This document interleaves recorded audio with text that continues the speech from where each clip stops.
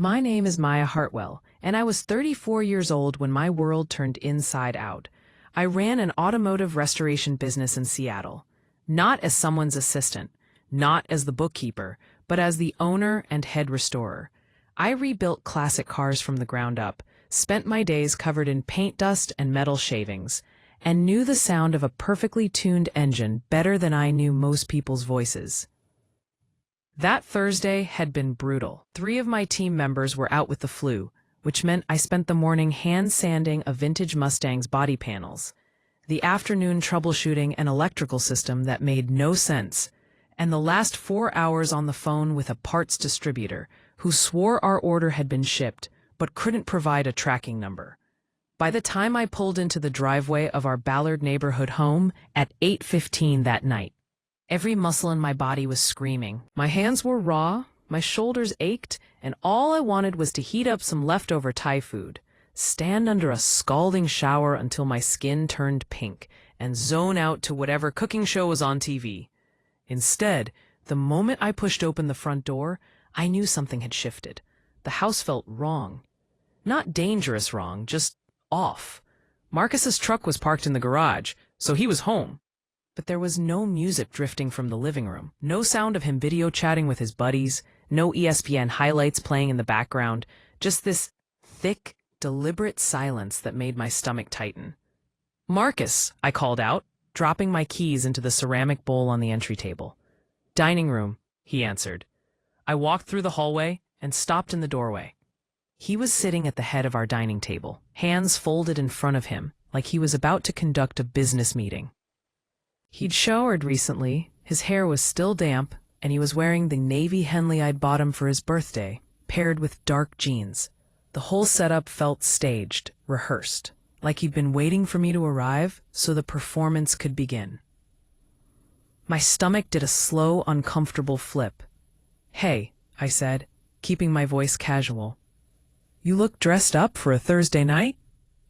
He didn't smile. "We need to have a conversation." Of course we did.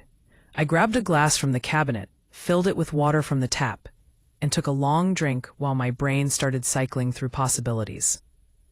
Unexpected debt, job loss, an affair, some kind of midlife crisis even though he was only 33. "All right," I said, setting the glass down and leaning against the counter. "What's going on?" He took a breath, like he'd been practicing this speech in the mirror. "I've been doing a lot of thinking, Maya, a lot of personal growth work, and I'm realizing that this setup we have, this traditional relationship structure, it's not working for me anymore. I feel stagnant. I feel like we've stopped evolving. I've been researching alternative relationship models, and I think monogamy is just a limiting belief system we've been conditioned to accept." I stared at him. The words were landing, but slowly, like they were being translated from another language. Maybe it was the exhaustion, but for a second, it almost sounded like a joke. "Say that again," I said. He looked mildly irritated that I wasn't immediately nodding along. "I'm giving you a choice, Maya. I don't want to lie to you. I don't want to sneak around. I want to be honest and transparent. I want to explore a connection I've been developing with Lauren." The name hit me like a slap across the face. Lauren. His college girlfriend. The one whose name used to pop up on his phone years ago, until he finally promised to cut contact for the sake of our relationship. The one he'd described as passionate, creative, and way too volatile for anything serious. "Your ex," he added, as if I needed clarification. "You remember her?" "Yeah, Marcus," I said slowly. "I remember who Lauren is." Strongly, he straightened his shoulders. "So here's what I'm offering. You can accept that I want to explore this connection with her, and we can navigate it together in a conscious, ethical way. Or you can step aside while I do it, because I'm not willing to keep compressing myself into this box anymore." It took everything in me not to laugh out loud. I'd spent 12 hours on my feet, wrestling with stubborn machinery and incompetent vendors, just to come home and be told my marriage was a box because he wanted to sleep with his ex-girlfriend under the guise of personal growth. "How long have you been planning this?" I asked. He sighed like I was making this unnecessarily difficult. This isn't something I decided overnight, Maya. It's been a journey. I've been doing deep work on myself for months now, reading about ethical non-monogamy, listening to relationship podcasts, connecting with communities who've transcended traditional structures. Lauren understands parts of me that you just don't. That's not what I asked, I said quietly. How long have you and Lauren been talking? His jaw tightened. A few months. It's been mostly emotional and intellectual. She sees me in ways you don't. There it was. That condescending gentleness wrapped around a knife. He was telling me I wasn't enough, but doing it with the vocabulary of a self-help seminar. And you're telling me this because what? I asked. You want my permission? I want you to grow with me, he said, and his eyes actually lit up like he was proud of this line. I'm not betraying you. I'm being radically honest. I don't want to hide. I want to give you the opportunity to expand beyond jealousy and possessiveness. This could be transformative for both of us. I watched him for a long moment. On the surface, he looked calm, thoughtful, like someone explaining a breakthrough they'd had in therapy. But underneath, I could see what was really happening. This was a man who'd already made his decision and just needed me to validate it, so he wouldn't have to feel like the bad guy. I took a breath. So let me make sure I understand. You want to sleep with your ex-girlfriend. If I say no, you're going to do it anyway. But if I say yes, then I get to be enlightened and evolved while I watch it happen. He hesitated, then nodded. It doesn't have to be painful, Maya. People our age are reimagining what partnership looks like. Monogamy isn't natural. We've just been socialized to think it is. There was a time when I would have argued with him right there in that dining room, raised my voice, thrown something, asked every version of why and how and don't I matter at all. But something inside me clicked instead, like a switch flipping from hurt to ice cold. I thought about my business, about the years of saving and scraping to build that shop from nothing. I thought about how I'd been the one covering most of the mortgage while he bounced between gigs and eventually found his calling in vaguely defined life coaching circles. How I'd been the steady one so he could experiment. And now here he was, telling me I had two choices: watch him cheat or get out of his way. I smiled. It wasn't a warm smile. It was the kind of smile you make when you finally see the trap you've been standing in. Okay, I said softly. I hear you. Relief washed over his face. He thought that was agreement. I'm not saying I'm okay with it, I added, but I'm processing. This is a lot to take in. He stepped toward me, his expression softening into this patronizing tenderness that probably worked wonders on his coaching clients. Thank you for being open to this. It means a lot that you're willing to even consider it. Sure, I said. You've clearly been doing a lot of work on yourself. I wouldn't want to stifle that. He didn't catch the edge in my voice. Or maybe he chose not to. That night, he went to bed in our room like everything was fine, after texting me a few links to podcasts about open relationships and conscious uncoupling. I watched him from the doorway as he scrolled through his phone, smiling at something I couldn't see. I told him my back was too sore from work and slept in the guest room. In the dark, staring at the ceiling, my mind stopped spinning and started sorting. He thought I had two options: comply or surrender, celebrate his journey or get out of his way. But there was a third option. I could stay quiet, stay calm, let him think I was processing. And in the meantime, I could figure out exactly how deep this thing with Lauren went and what it was going to cost him. Around midnight, I got out of bed, padded down the hallway in bare feet, and grabbed our shared tablet from the living room bookshelf. We'd bought it together 3 years ago, set it up under a joint account, and he'd never bothered changing any of the default settings. I sat at the kitchen table, the glow from the screen casting pale blue light across my hands. Let's see what you've really been working on, Marcus, I whispered. I opened the calendar app first. That's where I found it. Clean little entries, color-coded, going back months. Every Tuesday, 6:30 to 9 p.m. Personal exploration session. Capitol Hill apartment. Lauren. My heart didn't race. It slowed. I took a screenshot, then another. A whole column of them, week after week, labeled like wellness appointments. I took another sip of water, hand perfectly steady, and opened his messages. The contact name for Lauren had been changed to Catalyst. Of course it had. The thread went back 5 months. At first, it looked innocent enough. Links to articles about attachment styles, podcast episodes about conscious relationships, event invitations, little notes like, "This made me think of you." Then, like a car shifting gears, the tone changed. "I can't stop thinking about last night." "Same. You're so much more present than you used to be. I feel like I can finally be real with you." Then, "Maya is a good person, but she's comfortable. She's stopped growing. Comfort is the death of evolution." I read that line 3 times. It wasn't enough for him to cheat. He needed a philosophy to justify it.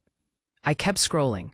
They sent each other photos from the same apartment I'd seen tagged in Lauren's Instagram stories. Exposed brick walls, string lights, hanging plants everywhere like some urban jungle fantasy. She'd be sitting cross-legged on a meditation cushion with a journal. He'd be holding a coffee mug, angled just right so you could see the tattoo on his forearm and the row of crystals on the windowsill behind him. "Every time you leave, I feel like I'm shrinking back into an old version of myself," she wrote. "You don't have to," he replied. "We're creating something new, something that doesn't follow anyone's rules but our own." I could practically hear his voice saying it. My chest felt tight, but my hands stayed steady. Screenshot, another. I didn't rush. I treated it like any other tedious repair job at the shop. Tedious, but necessary if you want the machine to work again.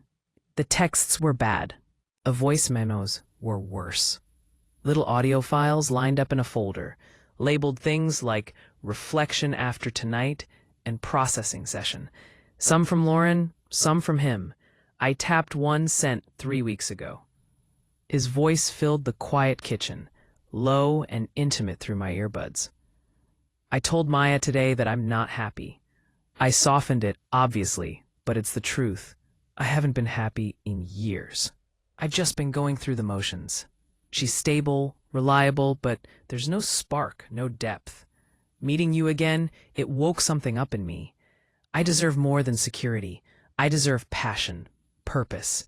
You see parts of me she's never even tried to understand." My fingers tightened around the tablet so hard my knuckles went white. Not happy in years. We'd been married for 5, which meant in his mind, the regret started almost immediately. I swallowed hard and tapped another memo. This one from Lauren. "It's terrifying," she said softly. "Letting go of a safe life, even when it's suffocating. But you're not wrong for wanting more. You're brave. Most people stay asleep forever. Maya will either rise to meet you or she won't. That's her path, not yours." Apparently, was paying the bills while they applauded each other's bravery. I backed out before I launched the tablet across the room. There was one more notification sitting at the top of the screen. A new voice memo I hadn't noticed before, from Connor, Marcus's younger brother. I hesitated. Connor and I had never been particularly close. He drifted between jobs and apartments, always chasing the next big idea. Always landing on his feet because his parents bailed him out every time he stumbled. He'd been polite to me but distant, like he was tolerating his brother's wife out of obligation. The memo title was just Yo. I tapped it. Connor's voice came through, casual and amused. "So, does she know?" he asked partway through the recording. Rustling on Marcus's end. A door closing. "Know what?" Marcus said. "That I've been hooking up with Lauren too," Connor replied, like he was commenting on the weather. My heart actually stopped for a beat. The silence on the recording felt thick, even on playback. "What are you talking about?" Marcus asked. "Relax," Connor laughed. "You said you don't believe in ownership. That if connection is real, there's enough to go around. I thought that meant." There was a scraping sound, like someone pacing. "You're sleeping with her?" Marcus snapped. "For like a month now," Connor said. "I thought you knew, man." She said you two had talked about sharing the experience, about expanding beyond jealousy. I figured this was all part of the evolved package. Another long, ugly silence. Then Marcus's voice again, lower, tighter. Right, yeah, no, I was processing. You're not mad, are you? No, Marcus lied. Of course not. This is what I wanted, right? No possession, no jealousy. Connor laughed. Exactly. We're brothers. We can support each other's evolution. The memo ended. I stared at the tablet, the kitchen suddenly feeling smaller, colder. So that was the reality underneath all the sacred connection talk. Not some enlightened community, just a guy using spiritual language to justify sleeping with his ex, and his brother sliding in behind him because ownership was too basic for their elevated consciousness. My hands started to shake then, not with panic, but with something colder, sharper. I set the tablet down on the table and just sat there for a minute, listening to the hum of the refrigerator, the faint sound of rain starting to tap against the windows. This was the part in a story where the narrator usually breaks down, cries, throws things, calls the cheater at 3 a.m. and screams, "How could you?" I didn't do any of that. Instead, I reached for my phone, opened the camera, and started taking pictures. Screenshots of the calendar entries. Screenshots of the text messages. I downloaded the voice memos and emailed them to myself in case he suddenly discovered accountability and wiped the tablet clean. I created a new folder on my laptop, labeled it something boring like Tax Documents 2024, and dragged everything into it. Then I grabbed a notebook from the junk drawer, the one I usually used for parts orders and project notes, and wrote the date at the top of a fresh page. Evidence log. Marcus, Lauren, infidelity. I wrote down everything I'd found so far. Dates, times, locations, key quotes. I treated it like a restoration report for a damaged vehicle. If there's one thing running a business teaches you, it's that documentation matters. People lie, paper doesn't. By the time I closed the notebook, my eyes were gritty with exhaustion, but my mind felt sharp in a way it hadn't in weeks. He thought I had two choices: play along or move out of his way. He had no idea I was building a third. I locked the notebook in the fireproof safe I kept in my truck. Then I washed my face, crawled into the guest bed, and lay awake, listening to Marcus snore down the hall while he dreamed his way through his awakening. The next day at work, my crew noticed I was quieter than usual, but they didn't push. They were used to my long stretches of focused silence when I was deep in a project.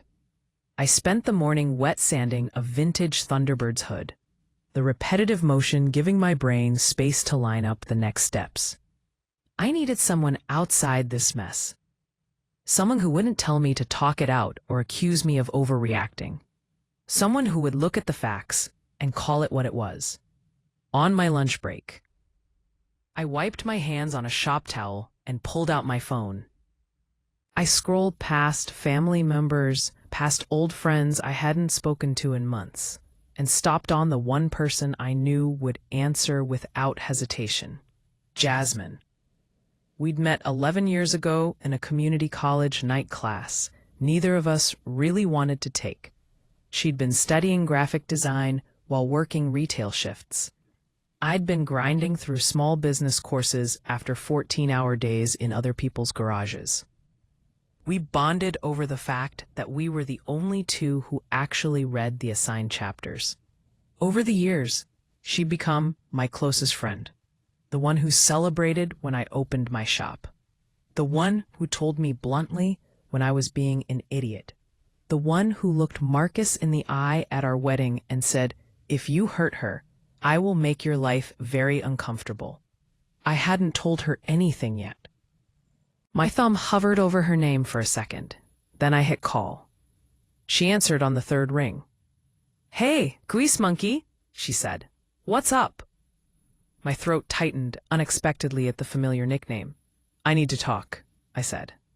My voice came out flatter than I intended, in person. She went quiet immediately. "Bad?" she asked. "Yeah," I said. "Pretty bad." "Okay," she replied. "I'll bring supplies." I almost laughed. Jazz, I don't. Too late. I already decided. Text me when Marcus is out of the house. I'll raid your kitchen like old times. When I hung up, the world felt slightly more anchored. Marcus thought he was orchestrating some conscious transition into his next great love story. He didn't know I had a friend who specialized in helping people dismantle illusions with brutal efficiency and a side of snacks. That night, Marcus went to bed early, claiming he had a men's circle in the morning and needed to be rested. I watched him close the bedroom door, then sent Jasmine a simple text. Coast is clear. Her reply came back immediately. On my way. Bring an appetite and a battle plan. Jasmine showed up 30 minutes later in her beat-up Subaru, the one with the faded bumper stickers and a rear window that didn't roll down anymore. I heard it rumbling down my street before it even turned the corner. She hopped out with 2 large grocery bags in one hand and a bottle of wine in the other. Emergency rations, she said, stepping into my garage workshop. I wasn't sure whether you needed carbs, protein, or alcohol, so I brought all 3. I didn't smile at first, but the second the smell of fresh bread and cheese hit me, my chest loosened, just enough to make room for one. She set the bags on my workbench, glanced around the shop like she was looking for signs of destruction. Okay, Maya, she said, rolling up her sleeves. Start talking. I didn't start gently. There was no point. I told her everything. Marcus's 2 choices. The speeches about monogamy being a limiting belief. Lauren's sudden re-entry into his spiritual journey. The calendar entries at her apartment. The texts, the voice memos. The part where he claimed he hadn't been happy in years. By the time I got to Connor also sleeping with Lauren, Jasmine had stopped eating entirely, which was how I knew I'd hit the upper limit of human stupidity even she couldn't process.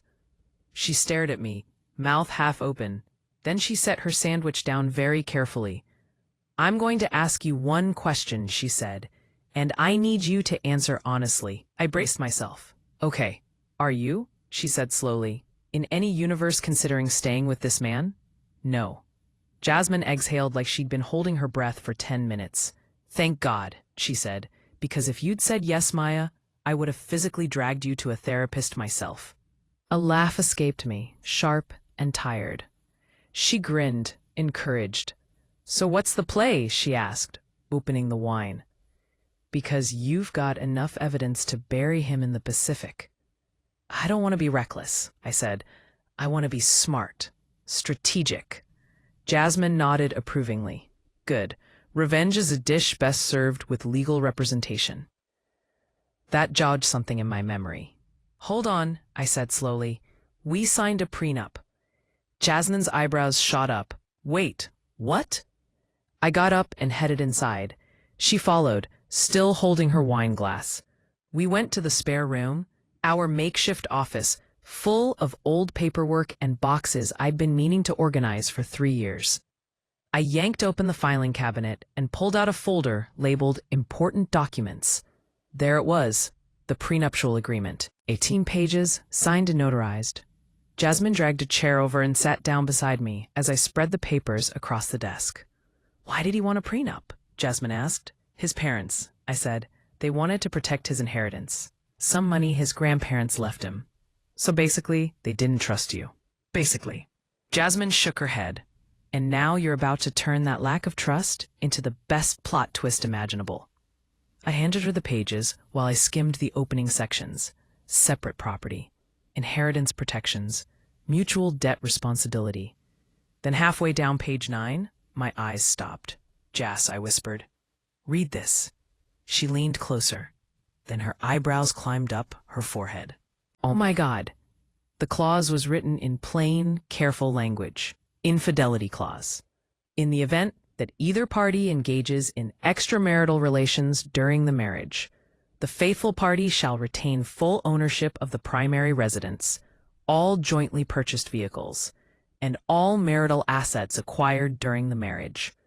The unfaithful party forfeits all claims to said assets and shall be responsible for their own legal fees. Jasmine looked at me like I'd just told her I'd won the lottery. Maya, she said reverently, he's done. I swallowed. He doesn't remember this. I'm sure of it. He hasn't mentioned it once. Jasmine grinned slowly, wickedly. That makes it even better. She stood, pacing, like she was planning a heist.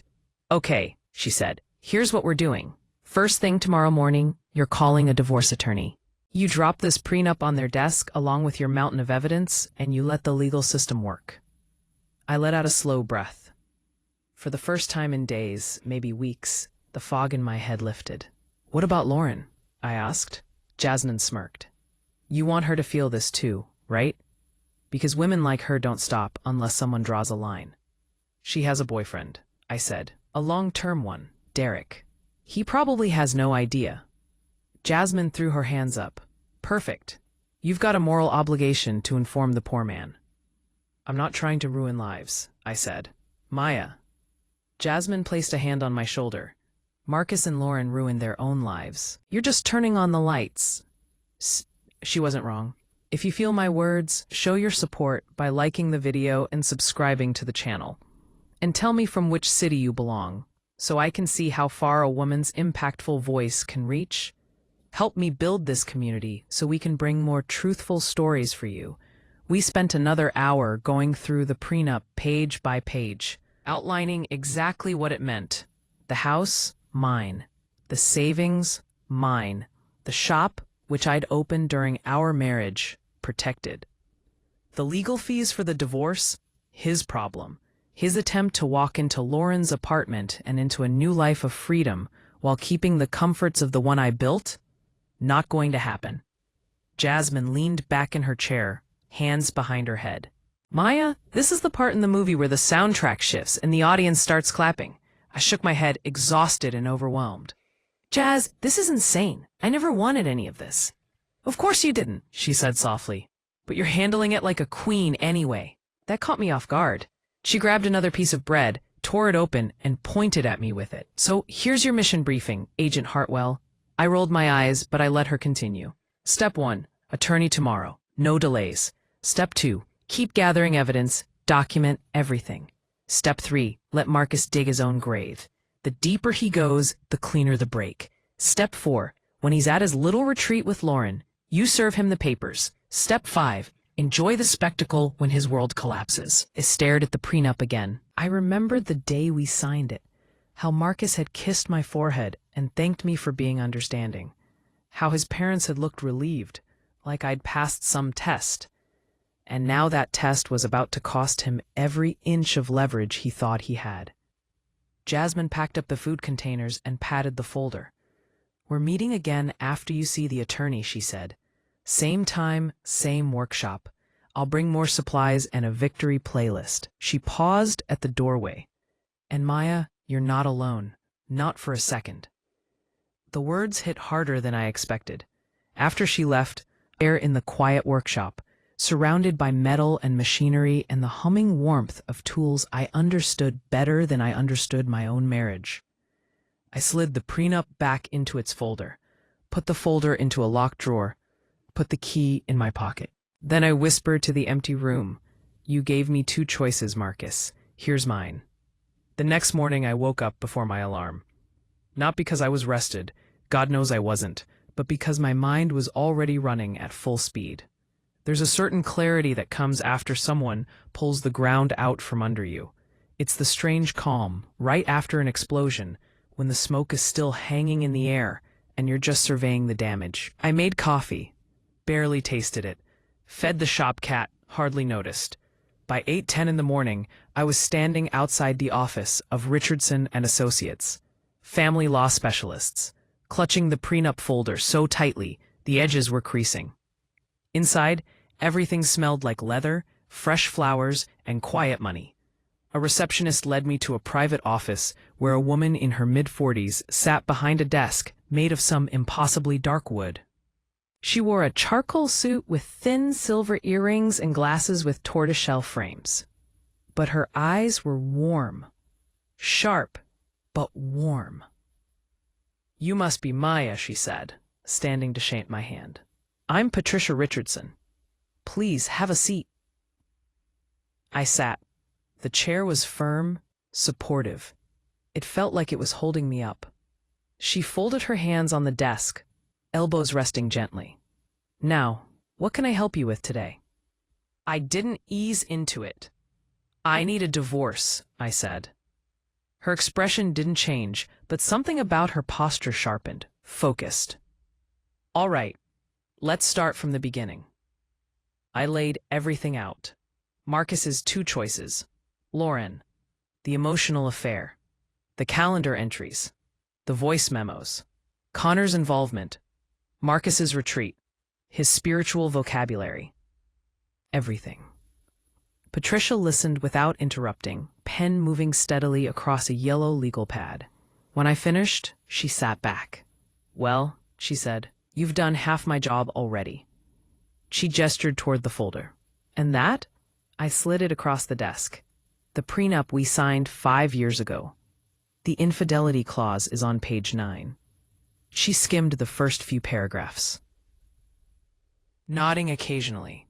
Then she hit page 9, the clause, and paused. Ah, she murmured, this changes everything. She reread it slowly, lips moving slightly. Then she closed the folder and set it aside like it was a loaded weapon. All right, Maya, let's review your position.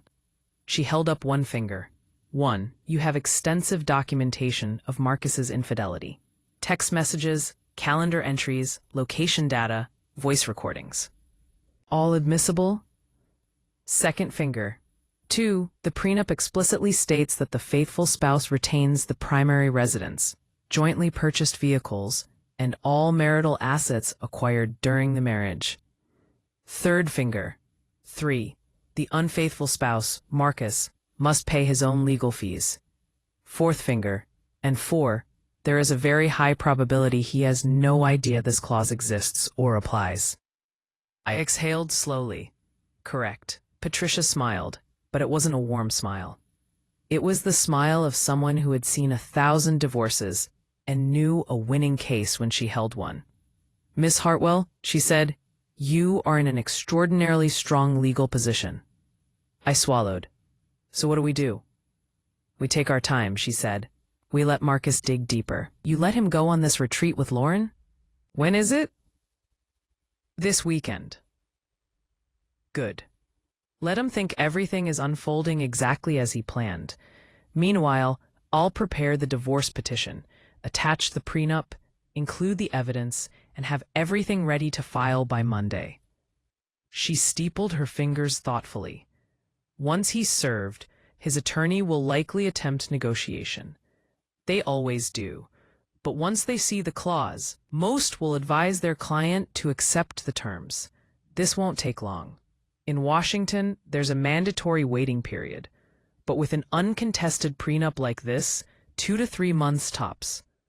A crushing wave of gratitude hit me so fast I had to look down.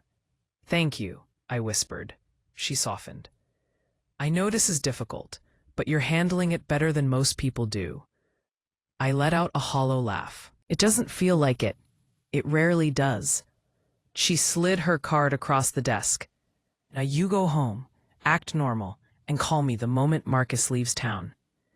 I nodded, stood, shook her hand, and walked out with my legs feeling strangely light.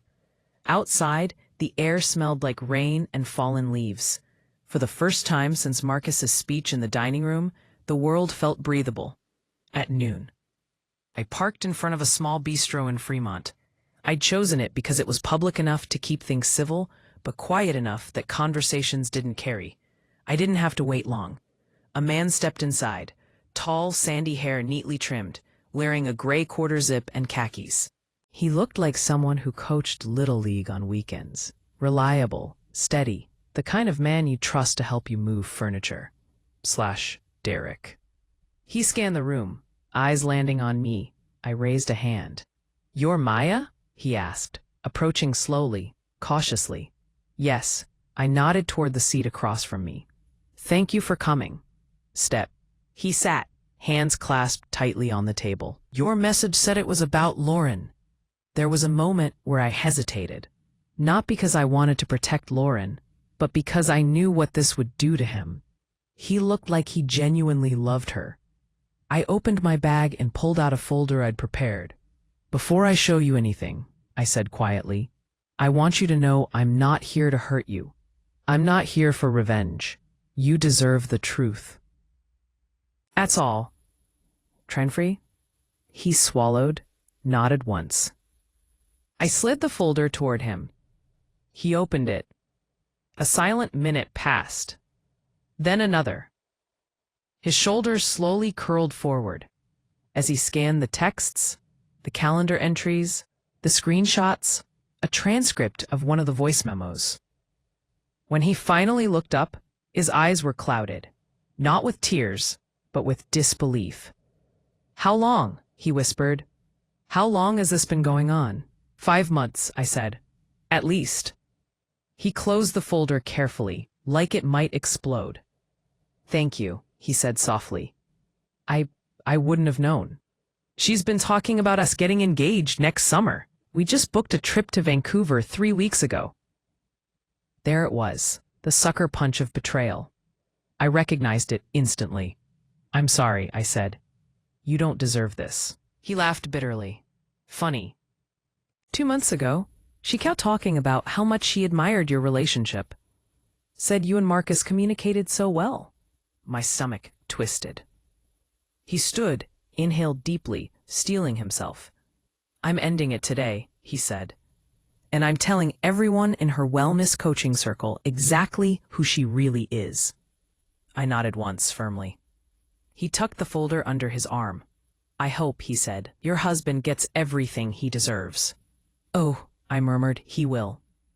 When I got home that afternoon, Jasmine was waiting in my driveway, leaning against her Subaru, like we were staging a heist movie. "I bring updates," she said sullenly, waving her phone. "Do I or do I not serve as your emotional support chaos agent?" "What did you do?" I asked, narrowing my eyes. "Nothing illegal," she said too quickly. "Mostly." "Jess." "Look," she said, holding up both hands.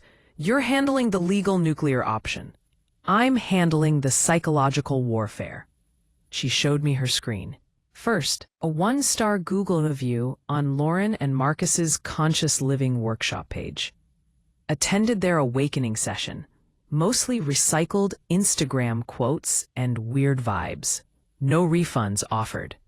Kombucha was mediocre. Then she signed Marcus up for approximately 1,500 spam email lists. Third, she'd created fake profiles and registered them for Lauren's upcoming $900 retreat, thus blocking actual paying clients from signing up. "Stop. She's going to confirm all these people," Jasmine said proudly. "Send them materials, and then none of them will show up." Strong, I pinched the bridge of my nose. "Jazz, you're welcome," she finished. "I know." Strong, I sighed. "Fine, but no felonies." Strong, "No promises." Strong, that night Marcus came home practically vibrating with excitement. "Our retreat is this weekend," he said, barely able to hide his smile. "Lauren says it's going to be transformative." I really think this is the beginning of a whole new chapter for both of us. I nodded and forced my lips into something resembling encouragement. "That's good," I said. "You're surprisingly calm about this," he said, tilting his head like he was studying me. Inside, I was already mentally packing his belongings. "I'm working on expanding my perspective," I said lightly. He smiled proudly, like a teacher whose student finally understood the lesson. If only he knew. Friday evening, he packed his bag. Yoga mat, organic trail mix, multiple linen shirts, and kissed my cheek on his way out. "Thank you for being so understanding," he said. "When I get back, we can talk about what this means for our future."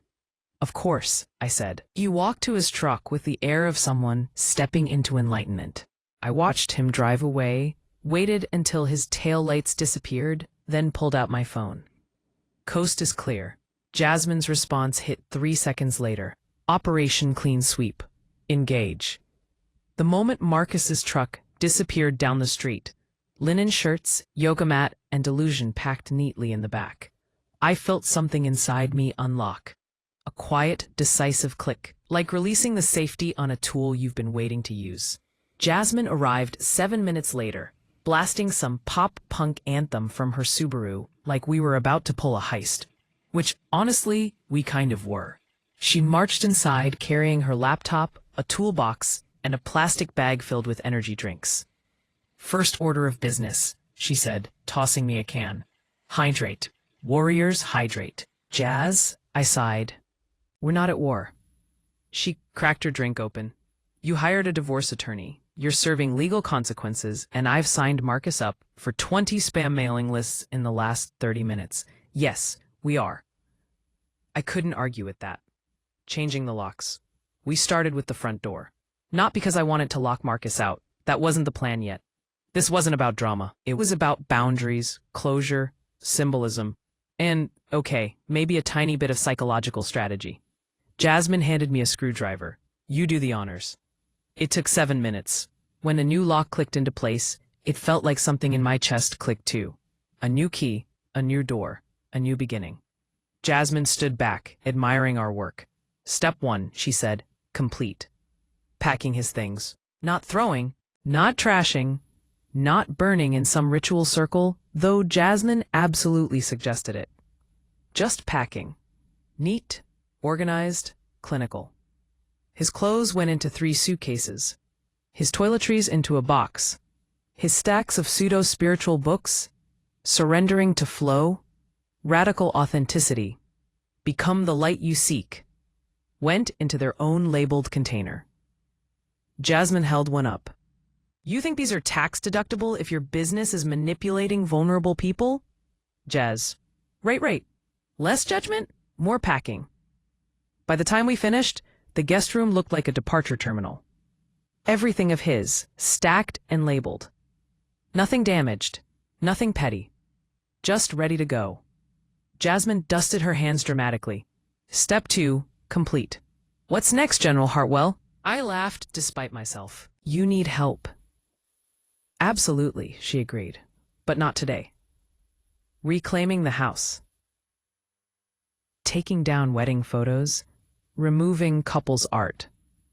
Peeling off the vinyl wall decal in our bedroom that said "Love builds us," a phrase Marcus swore resonated with him when we moved in. Jasmine looked around, frowning sympathetically. "You okay?" "Yeah," I said. "Just erasing someone is strange." "You're not erasing him," Jasmine said. "You're restoring the original design." That line should have been cheesy, but it wasn't. We spent 3 hours rearranging the living room, flipping the couch, swapping out framed pictures, putting up some of my own art. Old charcoal sketches I'd stored in the garage because Marcus once said they felt too intense. I stepped back. It felt like my house again. Not ours. Mine. The legal documentation. Patricia called that afternoon. "Everything is filed," she said. "The paperwork is ready for service. Do you want to hand it to him yourself when he returns? Or should I arrange formal delivery?" "I'll give it to him," I said. "I want him to see exactly who made this decision." "Very well, everything is set." I hung up and stared at the envelope on the counter. The divorce petition, the prenup, the evidence index. Somewhere in the Cascade Mountains, Marcus was probably meditating by a waterfall, telling Lauren how free he finally felt. Meanwhile, his future was sitting in a plain manila envelope next to my microwave. Jasmine's petty warfare continued. As I set the envelope down, Jasmine emerged from the dining room with her laptop, looking far too proud. "Update," she announced. "We have movement. End of sentence. Taking note." "Jazz," I warned. "Hear me out," she said, spinning the laptop toward me. On Warren's retreat event page, 15 new signups had appeared. Every single one from Jasmine's fake emails. "She's sending confirmation packets," Jasmine said gleefully, "with liability waivers and dietary restriction forms. And she has no idea those people don't exist." So she clicked another tab. "And look at this, someone already marked my review of their coaching practice as helpful." I gave her a look. Okay, I'll behave. Slightly. She put the laptop down and crossed her arms. "Seriously, Maya, I'm proud of you." That shut me up. She wasn't joking. Not this time. You're handling this with more grace than anyone I know, she continued. You didn't scream. You didn't break anything. You didn't burn his clothes in some ceremonial fire. You planned. You documented. You protected yourself. My throat tightened. You deserve better than someone who uses spiritual growth as an excuse for cheating, she said. I nodded, swallowing hard. I know, I whispered. Derek's revenge. That evening, my phone buzzed. A text from Derek. I ended things. She tried to gaslight me, told me I was being possessive and operating from fear. Then I posted everything in her alumni coaching group. Just thought you should know. I stared at the message. Jasmine peeked over my shoulder. Oh, hell yes, the dominoes are falling. The night before the storm. Sunday night. My phone pinged. Marcus. This weekend has been incredible. Life-changing. I feel like I'm stepping into my most authentic self. Hope you're doing well. I stared at the words. Not angry. Not hurt. Just done. I sent back a thumbs-up emoji. Jasmine burst out laughing. Savage. I smiled. It's the only response he deserves. The return, Monday evening. Marcus's truck appeared in the driveway. He came inside humming, a duffel bag slung over his shoulder, smelling like patchouli and overpriced essential oils. I stood in the living room, arms crossed. He froze when he saw the missing photos, the rearranged furniture, the boxed belongings stacked against the wall. Maya, he said slowly, what's going on? Kitchen. I said softly, there's something for you. He walked in, slow and confused, like he was approaching a trap. He picked up the envelope, opened it, read the title page. His face drained of color. Maya, he whispered, what is this?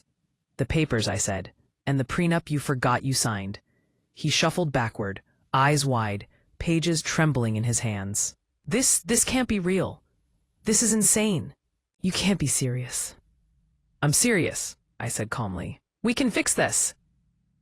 We're done. Maya, please. I held up a hand. He stopped like I'd pressed a mute button. This isn't sudden, I said quietly. You left months ago. You just didn't have the courage to admit it. He tried to speak, but no words came out. I walked past him and headed upstairs. At the bottom of the staircase, I paused. Oh, I added, and Marcus? He looked up, eyes full of desperation. You wanted to explore, I said. Congratulations, you're free. I closed the bedroom door behind me, and for the first time in a long time, I slept soundly. Marcus didn't move out right away.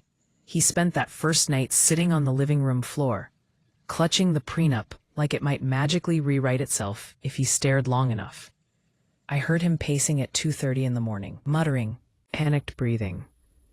When I came downstairs for coffee at 6:45, he was still in the same spot. He looked small. Not enlightened, not awakened. Just a man whose spiritual journey had crashed into a brick wall labeled consequences. He stood when I entered. Maya, please, he said, voice hoarse. We don't have to do this. We already are, I said, pouring my coffee. You're not thinking clearly. You're acting from a place of fear. No, I said, turning toward him. For the first time in months, I'm thinking clearly. He opened his mouth again, but I walked past him. Went to work. Started a custom Camaro build. Focused on real metal in front of me, instead of the flimsy aluminum he'd turned out to be. Lawyers, panic, and the phone calls. By Wednesday, Patricia called to update me. He's hired an attorney, she said. A Mr. Caldwell. He's attempting to negotiate. Negotiate what? I asked. Patricia chuckled. Mostly the clause. He claims it's too harsh, unfair. Is it enforceable? Absolutely, Patricia said. His attorney knows it too.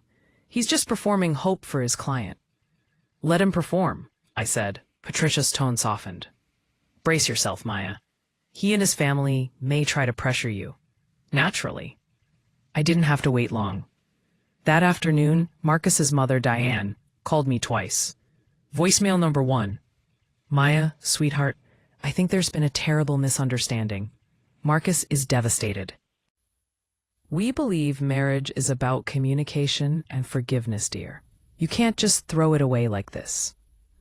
Funny, she hadn't said that when they were pushing the prenup in front of my face 5 years ago.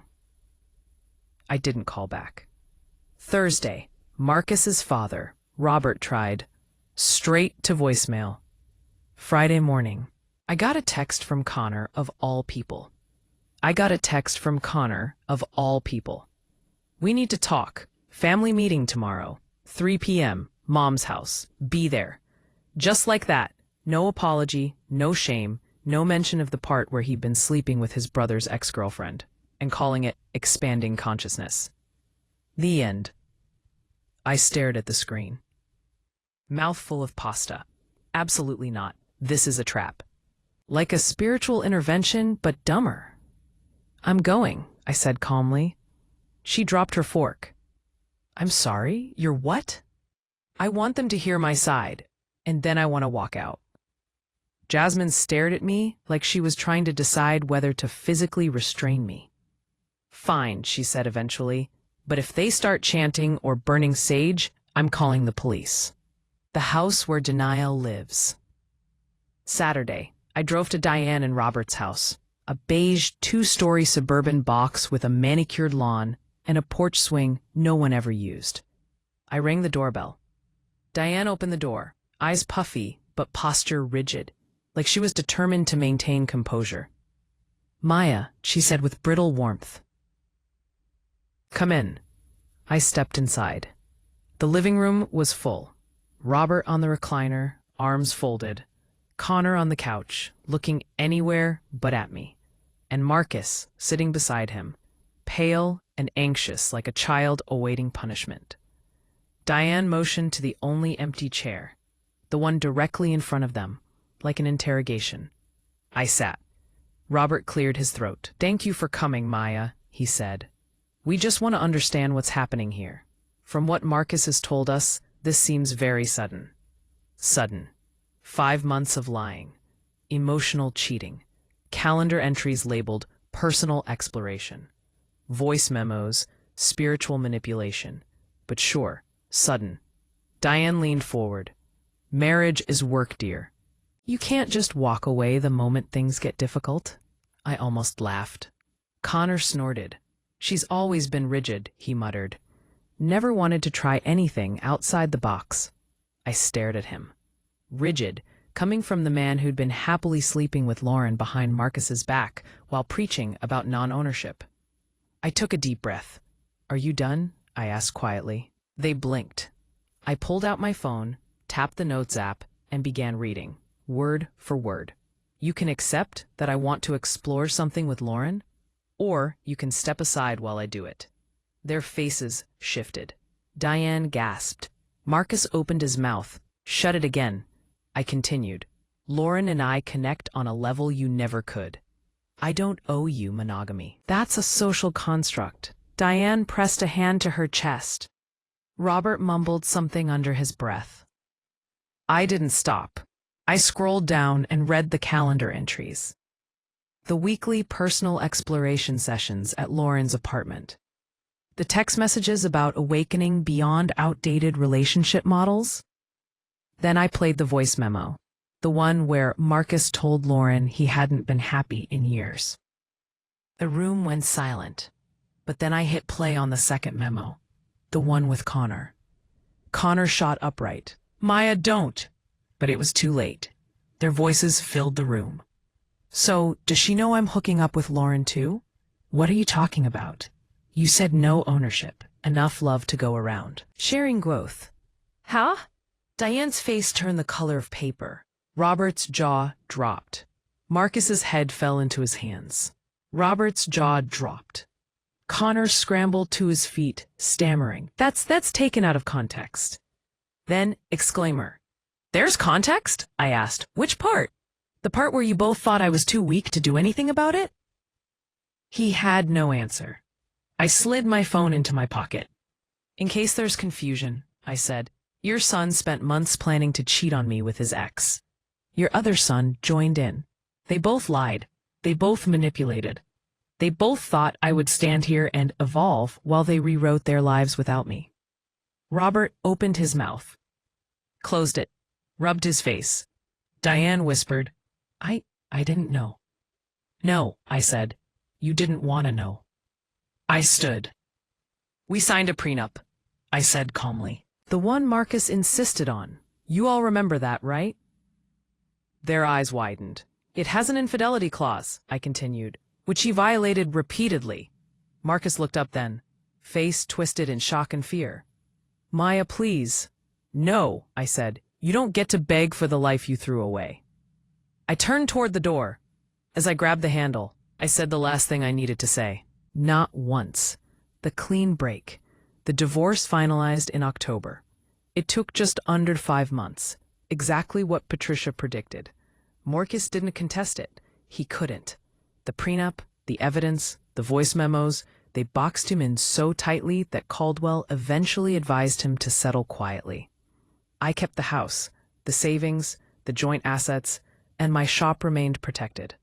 Marcus moved into a studio apartment near Capitol Hill that cost more than it should, and came with a neighbor who played techno music at 3 in the morning.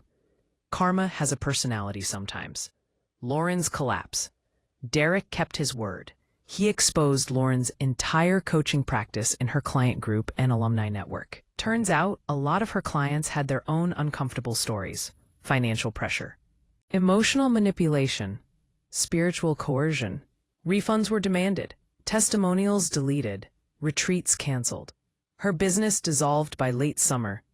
She moved to Arizona, according to Instagram. Started posting vague captions about rebuilding after ego death. Whatever that meant. A new beginning. By November, my shop was busier than ever. I hired 2 more mechanics, repainted the showroom, adopted a second cat who wandered in one day and refused to leave. Named her Gear. Jasmine, unsurprisingly, told the entire saga at parties like it was a stand-up routine. Marcus had become a punchline. I was fine with that. Life moved forward, steady, quiet, peaceful. Until the night everything almost fell apart again. November had settled over Seattle in that soft, rainy way that makes everything smell like cedar and wet pavement. I'd just closed up the shop for the week, and Jasmine was over, feet on my coffee table, controller in hand, narrating our video game like she was hosting a sports broadcast. Gear and the other cat, Socket, were asleep on her lap, shedding enough fur to knit a blanket. Did you seriously just drive your car off a cliff? Jasmine asked as my character ragdolled into pixelated tragedy. It was a tactical decision, I said. Yeah, she snorted. Tactically stupid. It was one of those evenings that felt easy, normal, the kind of night where nothing in the world is waiting to explode. Until someone began pounding on my front door. Not knocking, pounding. Jasmine paused the game mid-respawn. You expecting anyone? She asked. No. The pounding grew louder. Then a voice, slurred, unsteady, unmistakable. Maya, I know you're in there. My stomach dropped. Jasmine raised an eyebrow. Oh, this is going to be good. I stood, heart steady, not scared, not anxious, just ready. I opened the door. And there he was, Marcus. If the spiritual awakening had made him glow before, now it was gone. Snuffed out like a candle drowned in cheap whiskey. He was wearing sweatpants and an oversized hoodie. His hair was a mess, eyes red and glassy. He held an empty bottle of something expensive, of course, dangling loosely from his fingertips. Maya, he said, stepping forward unsteadily. We need to talk. No, I said, blocking the doorway. We don't. Yes, we do, he insisted. You ruined my life. Behind me, Jasmine snorted. Technically, she said, rising from the couch, you ruined your own life. She just documented it. Marcus blinked at her, confused. Who the hell are you? I'm Jasmine, she said cheerfully, Maya's best friend. In the original timeline, I was the supportive sidekick. In this rewritten version, I'm the chaos agent, guiding her through her redemption arc. Socket meowed from inside, perfectly on cue. Marcus swayed. You don't know anything. Jasmine crossed her arms. I know you forgot about a prenup you signed. You run on kombucha and delusion. And you're drunk on her porch 5 months after she divorced you. That's enough. Marcus turned back to me, outrage dissolving into something softer, sadder. I made a mistake, he said, voice cracking. I was confused. Lauren manipulated me. Connor lied. I wasn't thinking clearly. You were thinking perfectly clearly, I said. You just didn't think I'd ever stop you. He took a step closer. I didn't move. We could have worked through it, he whispered, if you'd given me time. You gave me 2 choices, I said softly. Watch you cheat or get out of your way while you did it. He winced like the words physically hit him. You never gave me a third option, I continued, but I found one. He shook his head desperately. Maya, please, I'll do anything. Just give me another chance. Jasmine pulled out her phone dramatically. Should I play the voice memos again? She asked. I've got backup saved in 6 different places. Marcus glared. Shut up. Jasmine smiled. Can't. It's a medical condition. Marcus looked back at me, tears spilling now. I have nowhere to go, he whispered. My friends won't talk to me. My parents are sick of me. Connor won't answer my calls. Lauren left the state. His voice broke. You moved on like I never mattered. That landed, but not the way he wanted. I stepped outside, closing the door behind me. The rain was starting to fall, soft and misty. He stood there shivering, hugging that empty bottle like it was a lifeline. I'm not asking for anything crazy, he said. I need someone. I need you. You don't miss me, I said. You miss stability. You miss safety. You miss the person who handled the things you were too disorganized, too selfish, too scared to handle yourself. He opened his mouth, closed it. The truth is, I said, you're not sorry you did it. You're sorry it didn't end the way you planned. You're sorry your spiritual experiment blew up. Strong, he flinched. And you're sorry Lauren left before you could transition into her life. Strong. He squeezed his eyes shut. Strong. I took a step back. Marcus, go home. He stood there, rain gathering in his hair. Please, he whispered, I'm begging you. No, I said gently, because I already chose myself. Jasmine opened the door a crack. Hey, she whispered loudly, his parents are here. Sure enough, headlights washed across the driveway. A car pulled up. Diane stepped out, frantic. Marcus, she cried. Oh, thank goodness. Maya, I'm so sorry. She didn't fight her when she grabbed his arm. He was limp, defeated, broken open in a way I couldn't fix, even if I wanted to. Diane lifted her face toward me. I'm sorry about everything, she whispered. Truly. I nodded, but didn't speak. She ushered Marcus into the passenger seat and drove away. The taillights disappeared into the rain. Jasmine closed the door behind them. Wow, she said, collapsing dramatically onto my couch. That was the most pathetic thing I've ever witnessed. I laughed, really laughed. For the first time in a long time, it didn't feel weighted with exhaustion or heartbreak. It felt clean, light. Jasmine unpaused the game. Gear and socket stretched across her lap like they owned her. Life kept moving forward. And Marcus? He became exactly what he should have always been, a cautionary tale. 6 months later, it was April. Spring had arrived in Seattle, bringing cherry blossoms and the kind of sunshine that made you forget about the rain. I was at the shop, finishing up a restoration on a 1967 Chevelle, one of my favorite projects. The owner was coming to pick it up that afternoon. My phone buzzed. A text from Jasmine. Check your email. You're not going to believe this. I wiped my hands on a rag and pulled up my email on my phone. There it was. A message from an address I didn't recognize. Subject line, apology and update. I opened it. Maya, I hope this message finds you well. I know I have no right to reach out, but I wanted you to know that I'm in therapy now. Real therapy, not life coaching circles. I've been working through a lot of things I should have dealt with years ago. I'm not writing to ask for anything. I'm not asking for forgiveness or another chance. I just wanted to say I'm sorry for everything, for the lies, for the manipulation, for the way I treated you. You deserved so much better. I've also taken accountability with my family. Connor and I are working on rebuilding our relationship, but it's going to take time. My parents finally understand what really happened. I hope you're doing well. I hope your business is thriving. I hope you found peace. You were right about everything. Marcus, I stared at the screen for a long moment. Then I deleted the email. Not out of anger, not out of bitterness, just because I didn't need it anymore. I'd already moved on. Jasmine called 30 seconds later. Did you read it? Yep. And deleted it. She laughed. That's my girl. I smiled, tucked my phone away, and got back to work. The Chevelle was waiting, and I had a business to run. Life was good. 1 year later, a year after the divorce finalized, I stood in my newly expanded shop. We'd just opened a second bay. Business was booming. My team had grown to 8 people. We'd been featured in a local automotive magazine. I was living proof that sometimes the best revenge is just living well. Jasmine threw me a party that night.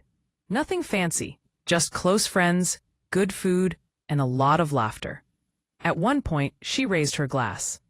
A toast, she said, to Maya, who chose herself, who rebuilt her life, who turned betrayal into a blueprint for something better. Everyone cheered. I smiled, feeling the warmth of genuine friendship, real community, honest support. And I realized something. Marcus had given me 2 choices that night in the dining room, but I'd created a third. And that third choice had led me here, to this moment, to this life. A life that was entirely, completely, beautifully mine. If you feel my words, show your support by liking the video and subscribing to the channel. And tell me from which city you belong, so I can see how far a woman's impactful voice can reach. Help me build this community so we can bring more truthful stories for you. Because here's the truth I learned through all of this. You are never trapped. You are never powerless. You always have a choice, even when someone tries to convince you otherwise. Marcus thought he was giving me an ultimatum, but what he actually gave me was clarity. Permission to finally see what had been right in front of me all along. And I took it. I chose myself, and I've never looked back.